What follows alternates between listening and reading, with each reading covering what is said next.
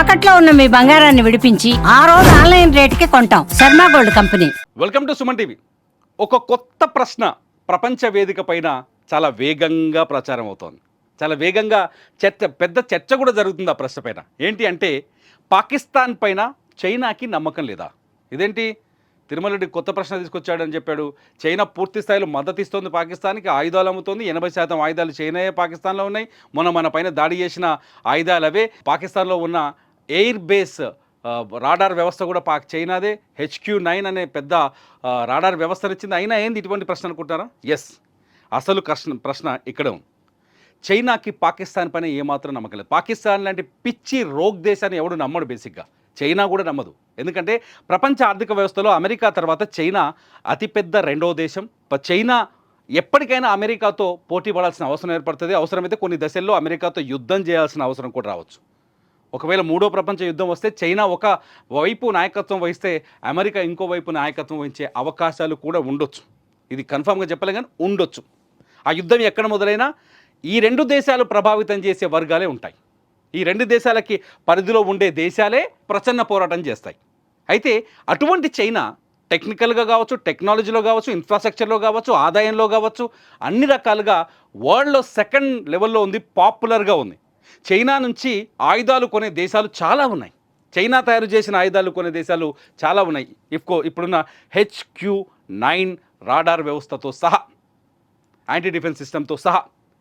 కానీ పాకిస్తాన్కి ఇచ్చిన ఆయుధాల్లో నాణ్యత లేని ఆయుధాలు ఇచ్చింది చైనా అనే చర్చ ఒకటి బలంగా వచ్చింది. ఎప్పుడు ఆఫ్టర్ ఆపరేషన్ సింధు తర్వాత.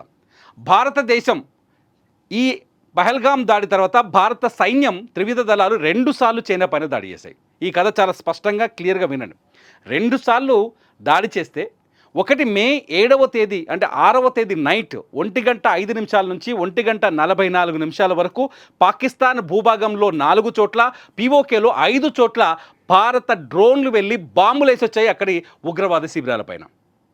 ఒకవేళ భారతదేశం లాంటి దేశం బాంబులతో, మిసైల్స్తో అటాక్ చేసినప్పుడు ఖచ్చితంగా వాటిని తిప్పికొట్టే రాడార్ వ్యవస్థ చైనా దగ్గర నుంచి ఉంది. ఆ రాడార్ వ్యవస్థ యాక్టివేట్ అయ్యి రివర్స్ అటాక్ చేయాలి. చేయలేకపోయింది. చైనా ఫెయిల్ అయింది. అక్కడ చైనా టెక్నాలజీ ఖచ్చితంగా ఫెయిల్ అయిపోయింది. సరే వదిలేద్దాం. ఆ రోజు నిద్రపోయారు, పట్టించుకోలేదు. ఆడికి ఆలుస్తాడని వీళ్ళకి తెలియదు, ఇప్పుడే యుద్ధం వస్తుందని తెలియదు, వీళ్ళు ఇప్పుడు అటాక్ చేస్తారనే విషయం కూడా వాళ్ళకి తెలియదు. వదిలేద్దాం.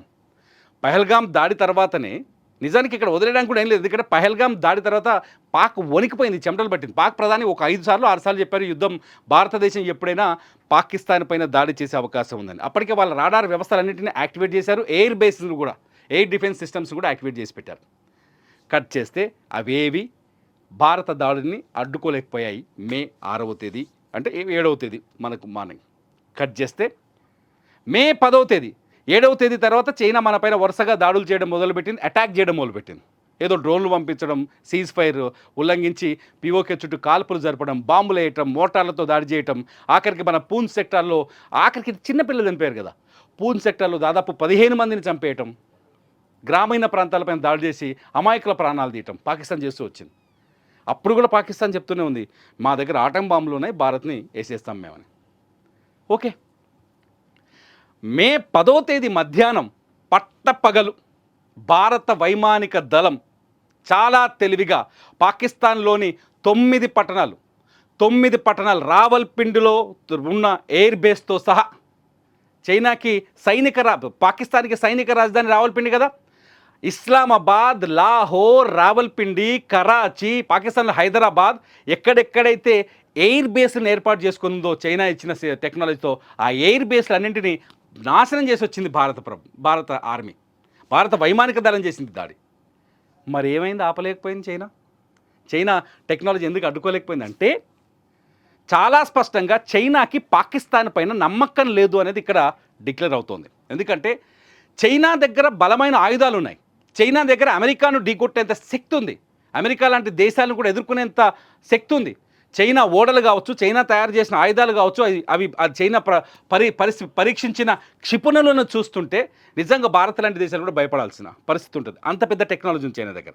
కానీ ఒకవేళ చైనా ఈ టెక్నాలజీని పాకిస్తాన్కి అమ్మినా, పాకిస్తాన్లో ఇన్స్టాల్ చేసిన ఆ టెక్నాలజీని అమెరికా పరిశీలించి వాటి లూపోల్స్ని పట్టే అవకాశాలు ఎక్కువగా ఉంటాయి. ఎందుకంటే పాకిస్తాన్ చైనాతో స్నేహం చేస్తూ చైనాతో అంట కాగుతూనే అమెరికాతో దొంగ ఒప్పందాలను కుదుర్చుకుంది. ఆ ఒప్పందంలో భాగంగా పాకిస్తాన్ ఏ క్షణమైన అమెరికాకి సహాయం చేసే వీలుంది. ఎందుకంటే కిర్వానా పర్వతాల్లో అణుబాంబుల పైన భారత్ దాడి చేసిందని ఒక చర్చ జరిగింది కదా. ఈ చర్చలో భాగంగా ఫస్ట్ భయపడేది అమెరికానే. అమెరికాకు సంబంధించిన B-350 విమానం వేసుకొని వచ్చి కిర్వానా పర్వతాల్లో దాడి జరిగిందా లేదా అని ఒక సర్వే కూడా తీసుకెళ్ళిపోయింది. ఈజిప్ట్ నుంచి బోరాన్ తీసుకొచ్చి ఆ కిర్వానా పర్వతాల చుట్టూ చల్లించి వెళ్ళింది. ఎందుకంటే బోరాన్ వస్తే అణుధార్మిక శక్తిని కంట్రోల్ చేస్తుందని ఒక సైంటిఫిక్ ఫార్ములా ఉంది కదా. So America China technology Pakistan దగ్గర ఉంటే, ఒకవేళ పాకిస్తాన్ చైనా టెక్నాలజీని డౌన్లోడ్ చేసుకుంటే ఆ టెక్నాలజీని అమెరికాకి ఇస్తుంది అనే భయం చైనాకు ఉంది. అందుకనే చైనా ఆయుధాలు దీపావళి పటాసుల్లా తుస్సుమన్నాయి మొన్న యుద్ధంలో.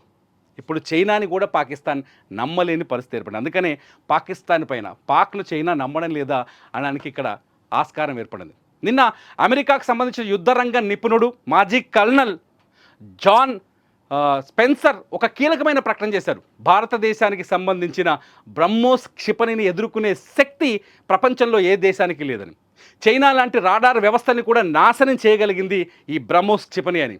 ఇది అత్యంత బరువైనది, అత్యంత భయంకరమైన క్షిపణిగా ఈ ప్రపంచవ్యాప్తంగా పేరు తెచ్చుకుంది. సో బ్రహ్మోస్ క్షిపణిని అడ్డుకోలేని శక్తి పాకిస్తాన్కి లేదు, పాకిస్తాన్ దగ్గర ఉన్న చైనా టెక్నాలజీకి లేదు.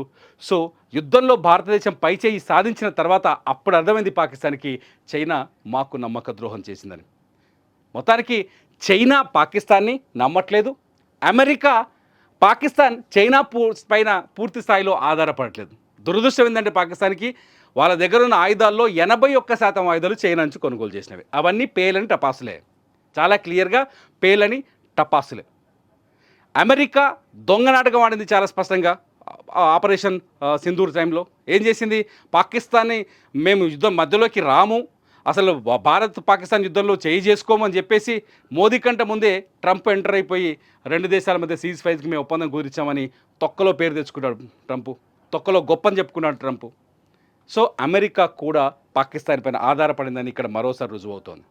సో పాకిస్తాన్ చైనాతో స్నేహం చేస్తూనే అమెరికాతో దొంగ నాటకం ఆడుతోంది. ఈ 3 దేశాలు కలిపి భారత్తో ఒక వ్యూహాత్మకమైన అడుగులు వేస్తున్నాయనేది ఇక్కడ చాలా స్పష్టంగా మనం అర్థం చేసుకోవాల్సిన అవసరం ఉంది. సో పాకిస్తాన్ ఎప్పుడు బలమైన ఆయుధ సంపత్తిని కలిగి లేదు, పాకిస్తాన్కి ఎప్పుడు బలమైన ఆయుధాలు ఉంటాయనే నమ్మకం కూడా ఎవరికి లేదు. పాకిస్తాన్ ఎప్పుడు డిపెండెంటే టర్కీయో, చైనానో, లేకపోతే అజర్బైజానో ఇటువంటి దేశాల నుంచి ఆయుధాలు కానీ ఆర్థిక సాయాన్ని పొందాల్సిందే.